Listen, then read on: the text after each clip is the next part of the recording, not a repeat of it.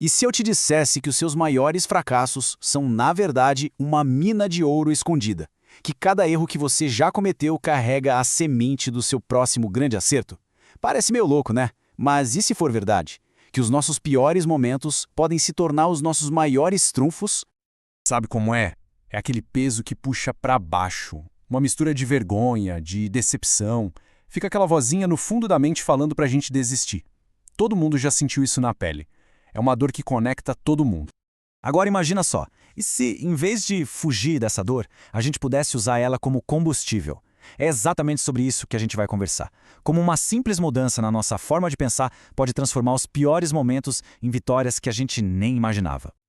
Ok, vamos mergulhar nisso de cabeça. A grande questão não é o fracasso em si, mas o medo gigantesco que a gente tem dele. E esse medo, olha, ele não nasce do nada, não. Ele é construído tijolo por tijolo pela cultura que vivemos. É só dar uma olhada nas redes sociais. Parece um desfile infinito de vitórias, de vidas perfeitas, de sucesso atrás de sucesso. Ninguém posta a foto do dia em que a empresa quebrou ou do e-mail de rejeição daquele projeto dos sonhos. E essa pressão toda acaba ensinando uma coisa pra gente: que errar é feio, que é um sinal de fraqueza, de incompetência. E qual é o resultado disso tudo? Simples, a gente congela. A gente para de tentar coisas novas. Começa a evitar qualquer tipo de risco que poderia, quem sabe, levar a uma grande descoberta. E o pior de tudo, a gente abandona projetos que tinham tudo para dar certo só pelo medo de falhar. Esse medo vira uma âncora que impede a gente de chegar aonde a gente tanto quer. Mas é aqui que está a grande virada de chave. O que separa quem desiste de quem continua e vence não é a falta de erros, é a mentalidade, a forma como a gente encara cada tombo. Basicamente, existem duas maneiras de pensar que mudam completamente o jogo. A psicóloga Carol Dweck, que estudou isso a fundo, descobriu que tudo se resume a uma coisa bem simples: no que a gente acredita sobre de onde vêm as nossas habilidades. E essa crença, essa ideia, define se um erro vai nos destruir ou nos construir.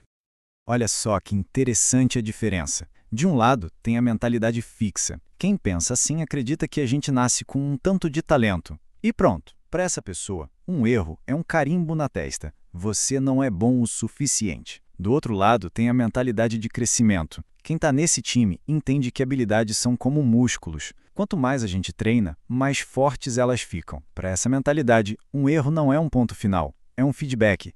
É um mapa que mostra exatamente onde a gente precisa melhorar.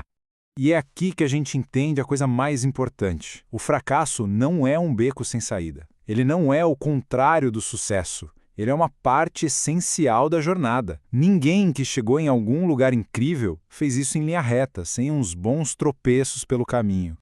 Mas ó, atenção aqui. Para a gente aprender de verdade, a gente precisa entender que nem todo erro é igual. Existe um jeito, digamos, inteligente de errar. Uma pesquisadora de Harvard, a Amy Edmondson, dividiu os erros em 3 tipos. Primeiro, as falhas básicas. São aqueles descuidos, sabe? Coisas que a gente deve evitar. Depois, as complexas. Acontecem quando um monte de coisa dá errado ao mesmo tempo. São ótimas para a gente parar e analisar o sistema. E por último, as falhas inteligentes. Essas são o ouro. Elas só acontecem quando a gente está tentando algo novo, explorando um território desconhecido. Essas falhas não são só aceitáveis, elas são necessárias para inovar de verdade. Isso aqui resume tudo. O verdadeiro fracasso não é cair.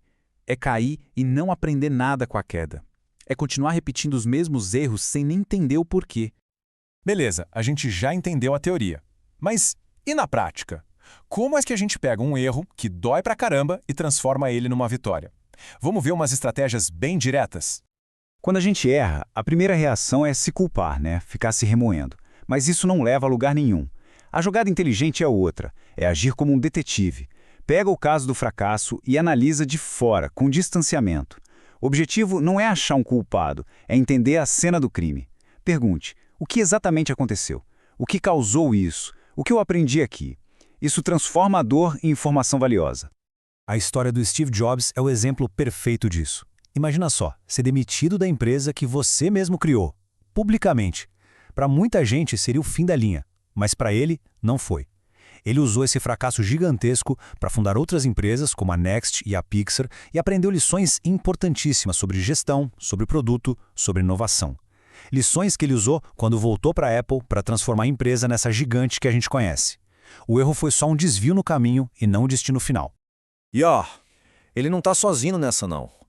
Reid Hoffman, Bill Gates, J.K. Rowling, a lista de gente que quebrou a cara antes de ter sucesso é enorme. Eles não são exceções. Na verdade, eles são a regra. Sabe, um dos piores efeitos do fracasso é o nocaute na nossa autoconfiança. A gente fica com medo de tentar de novo. E o antídoto para esse medo é a ação. Mas não precisa ser uma ação gigante. A estratégia é buscar a pequena vitória. Se um projeto enorme deu errado, a pequena vitória pode ser simplesmente organizar sua mesa ou escrever um único parágrafo. Cada tarefa pequena que a gente completa é como uma prova para o nosso cérebro de que a gente ainda consegue. É reconstruir a confiança um tijolinho de cada vez. Então, vamos amarrar as pontas? A verdade é que todo mundo vai errar de novo, isso é inevitável, faz parte de estar vivo, de tentar fazer algo diferente. O que não é inevitável é como a gente escolhe reagir a isso. A gente precisa lembrar disso todo dia. Um erro é um evento, um momento no tempo. Ele não é a sua identidade. O que realmente define quem a gente é e o sucesso que a gente vai ter é a resiliência. É essa capacidade de levantar depois do tombo, sacudir a poeira e tentar de novo. E agora, eu queria deixar uma reflexão. Pensa aí, com calma, qual foi a lição mais valiosa que um erro já te ensinou? Se sentir à vontade, compartilhe aqui nos comentários. Vamos transformar esse espaço numa comunidade de aprendizado, onde a história de um pode ser a força que o outro precisa para não desistir. Então, a mensagem final é essa. Abrace seus fracassos, aprenda com eles e transforme cada um deles na sua maior e mais poderosa vantagem. Se esse vídeo tocou seu coração, já está fazendo a diferença.